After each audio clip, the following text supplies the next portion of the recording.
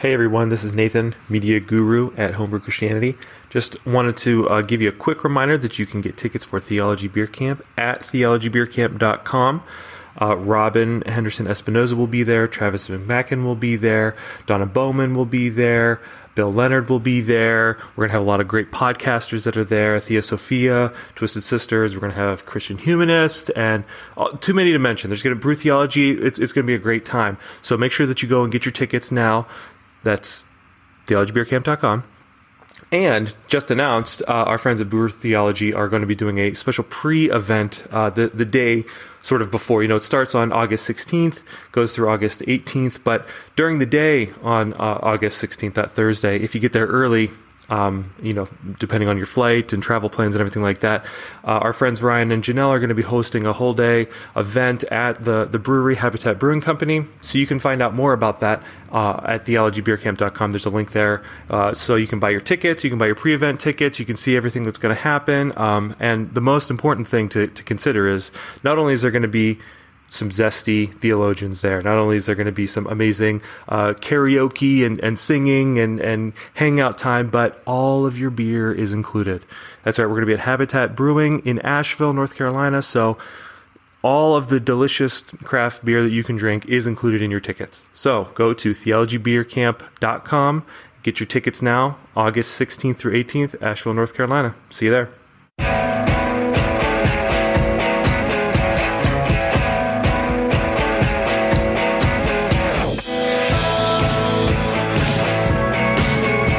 Welcome to the Theology Nerd Podcast with the Dr. Tripp Fuller. This is a shorter Q&A episode where your friendly local internet theologian answers questions submitted by you. There are lots of ways you can submit a question for Tripp to answer. You can go to homebrewchristianity.com, click the send voicemail button on the right-hand side near the scroll bar. You can also leave a 5-star review on iTunes and just put your question as the review. You can also tweet at Tripp Fuller, that's 2 P's and 2 L's. Or you can send an email with your question to mediaguru@homebrewedchristianity.com. Make sure you subscribe to the podcast and to our email list. That way you never miss out on new episodes or live events near you. Just go to homebrewedchristianity.com to learn more.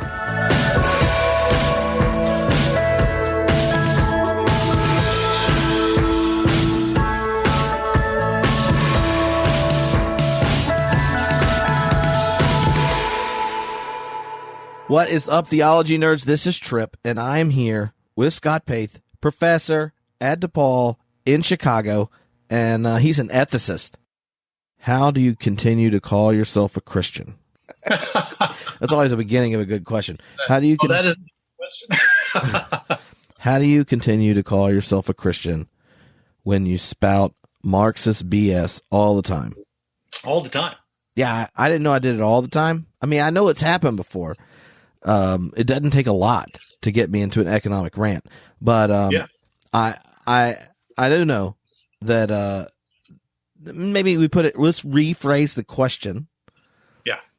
What are some things as a theological ethicist that Karl Marx and his friends, and I assume this is someone that's probably never read Karl Marx, so the phrase Marx for people that haven't read him is just a substitute for critical reflection on neoliberalism. That tends to be what they mean by Marx. But what is gained by engaging in that type of foundational economic critique if you're a Christian theologian and you love freedom and liberty and Jesus? Like what? Why would you call yourself a Christian and read an atheist like Karl? Well. First of all, I mean, it's funny because this book that I grabbed a book off of my shelf as you were speaking here, which is by Terry Eagleton. It's called Why Marx Was Right. Mm-hmm. Eagleton is a really interesting guy because he's sort of this sort of great critic of postmodernism on the one hand, advocate of a certain form of Marxist critique on the other hand, but then also sort of, I think, in terms of his understanding of the role of religion in society, I don't think he's actually himself Christian, but he's very appreciative of the way in which Christianity actually has a lot in common with Marxism. So when someone says, well, why do you spout Marxist BS and still call yourself a Christian? I think one answer to that is because as a Christian, I recognize that there are a lot of affinities between Christianity and Marxism, and that I think it's worth sort of drawing out those affinities. Mm-hmm. I think it's worth recognizing the degree to which Christianity can learn from a certain form of Marxist critique about the nature of society, the nature of justice, the nature of injustice, how capitalism actually cuts contrary to Christian values in many ways.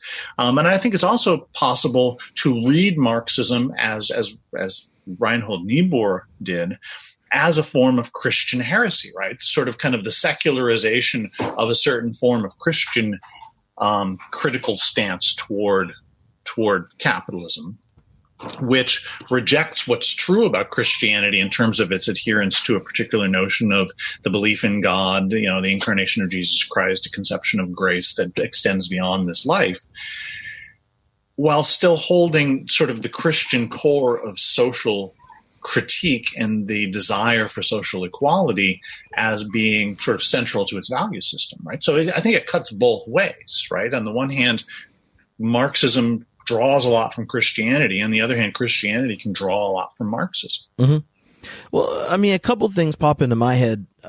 Is one, Marx was the first person to develop a theory that demonstrates that a lot of our professed justification around economic exploitation and the preservation of poverty and the insistence upon possession, that the logic that is spoken in the world is actually a justification for an economic drive. That right. At the discourse in the community, you can actually have narratives being woven where the own power that's moving them is underneath.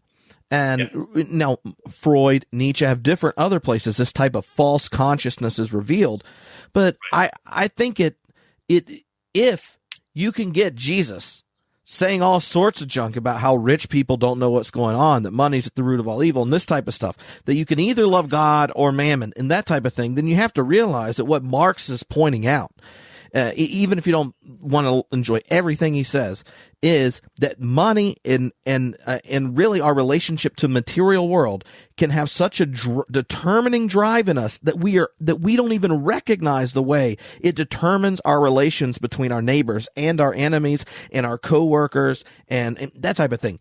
And that's important to get. Like, right. That you can tell yourself a story where you're a good and loving person, and the consequences of your economic engagement are the exploitation of the poor and the planet.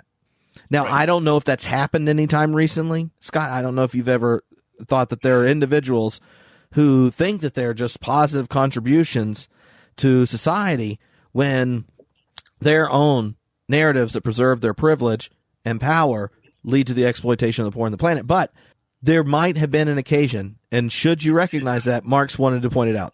Yeah. Every so often, on rare occasions, right, something like that happens, and it's nice to have a resource to point it out when it does. No, but I think that of course, I think the Marxist insight is, of course, not simply that this happens to individuals, but that this is a foundational dimension of the structure of society, right? Mm-hmm. That it's not like people make choices. Well, people do make choices, right? But the choices they make are not the primary reason why we have the system that we have, right? The system has a sort of life of its own. Capitalism functions not simply because of the sort of individual actions of thousands upon thousands and millions upon millions of capitalists. Capitalism functions because of a set of presuppositions about economic activity that we, as you pointed out a moment ago, we don't even bother to question. Right, that we simply take it is, as Marx would put it, it's the economic superstructure that we build a whole ideological framework upon, and because of that, it's the base that we build the ideological superstructure on, and because of that, we don't even notice that our ideology is designed to sustain and support it. And this is particularly the case when you look at certain forms of Christianity that are, sort of define themselves by their anti-communism. And then I think by extension define themselves, as if they're anti-communist, then they're anti-socialist. If they're anti-socialist, then they're anti-progressive. If they're anti-progressive, then they're anti-liberal, and, they just keep sort of pushing themselves farther and farther to the right. Politically, without ever actually stopping and investigating why they're against any of these things, right? The claim is that, well, we don't like Marx, we don't like communism because they're atheistic, right? But I would maintain that Marxist atheism and communist atheism are actually extraneous to the fundamental critique that someone like Marx is making. He doesn't talk about religion all that much. I mean, in the grand scheme of things, there are maybe 2 or 3 places in the early Marx where he talks at any length about religion. And one of those is the one where everyone quotes him as saying, religion is the opiate of the masses. But, when you take that quote and you look at it in context, it's really quite fascinating, right? Because, what he says about religion there, he says religion is the heart of heartless conditions. It's the sigh of the oppressed creature. Right. And he says what he's doing there is he's critiquing someone like Ludwig Feuerbach, right, who looks at religion and says, well, religion is just this projection, off onto, some sky daddy, of our own internal human condition. Right. And Marx is critiquing Feuerbach, not because he thinks Feuerbach is wrong about religion, but because he's saying that what Feuerbach is doing is he's stripping away the religious consolation that gives life meaning for people who are oppressed without actually looking to do anything to alleviate their oppression. So this is why he says in the same passage, he says the critics that have come before, he says religion is like the flowers strewn upon chains, right? It says, and people have come along and like Feuerbach, and they've tried to remove the flowers from the chains while leaving the chains intact. Mm-hmm. Right? It says that the real point is to remove the chains so that we can pluck the real flower. Actually, rhetorically, it's a beautiful passage in Marx, and I don't think that it's given enough credit for the implications, which is that once you remove oppression from the equation, it's not that people won't believe in God, it's that people will finally be free to investigate the question of, ultimate concern and religious truth without having to rely on it as a drug in order to keep themselves from feeling perpetually miserable.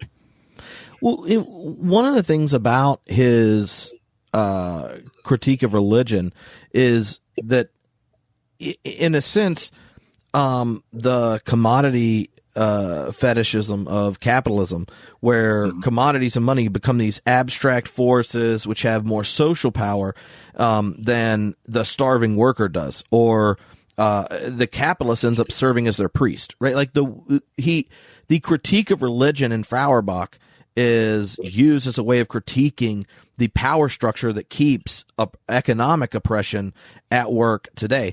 And one of the reasons I actually think a general interest has arisen in Marxist thought is because we've had like back to back like craziness happen in global capitalism.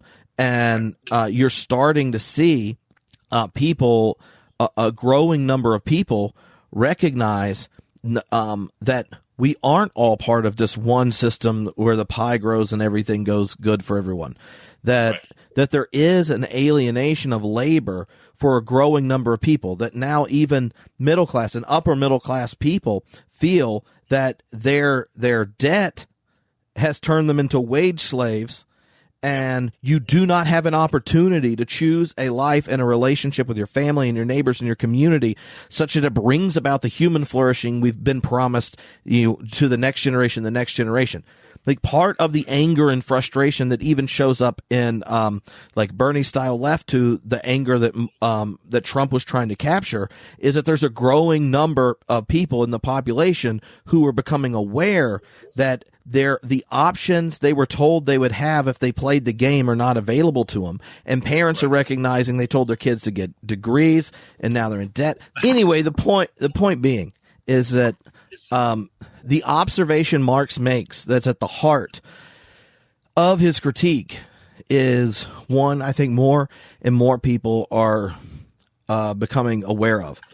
Yeah. And he calls it dialectical materialism. But if God's self-testimony about who God is in Jesus Christ, Mm-hmm.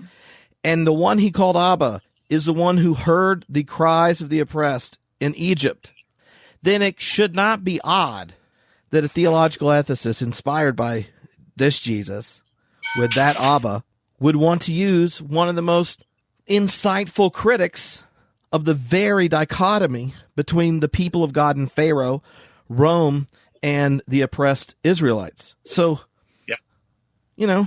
Yeah, absolutely.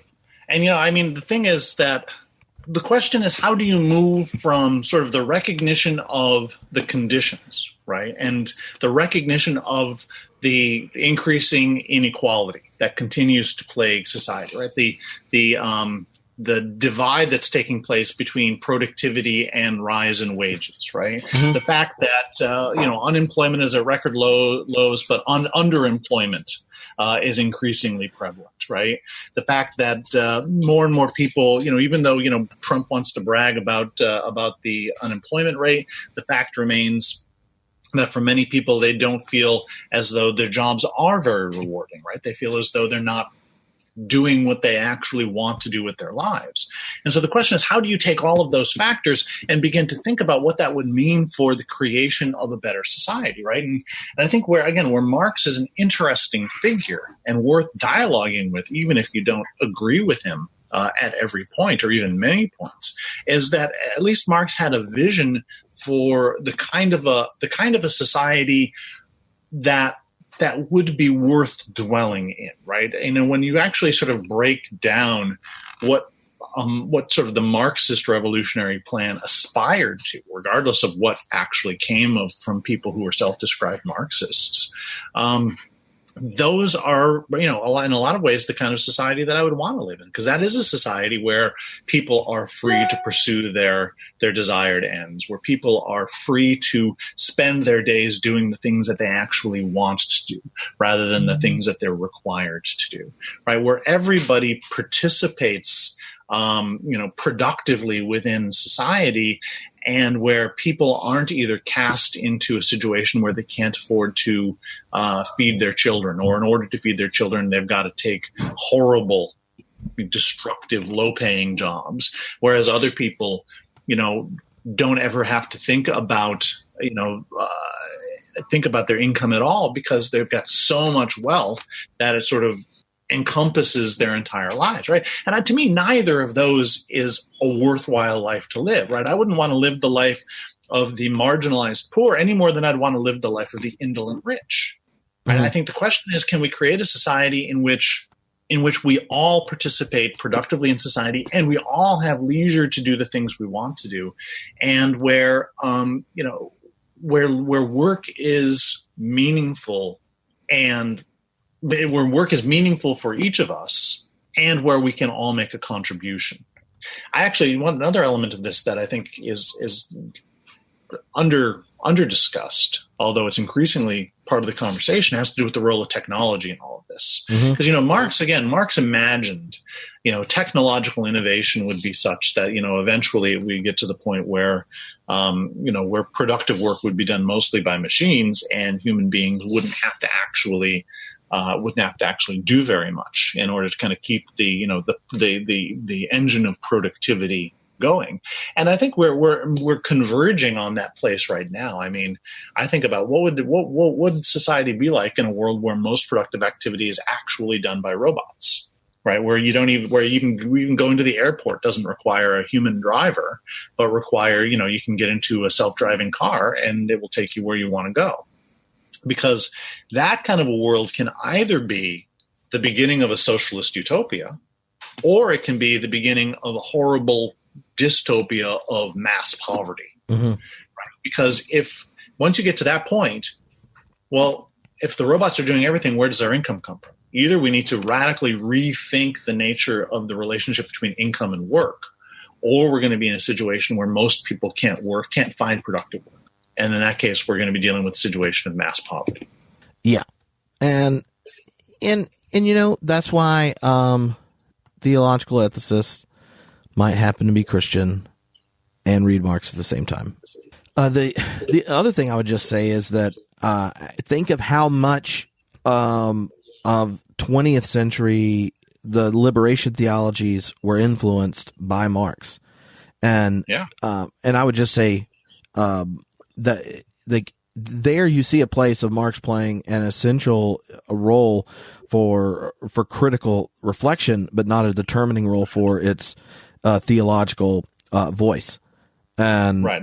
That's really, I think what you say is really important, because liberation theologians, they read their Marx, they learned from Marx, they were in dialogue with Marx. But I think when you read Gustavo Gutierrez, Leonardo Boff, Ignacio Ellacuria, any of sort of the major figures in Latin American liberation theology where the Marxist element was most pronounced, their theologies of liberation are based upon the Christian sources that they read.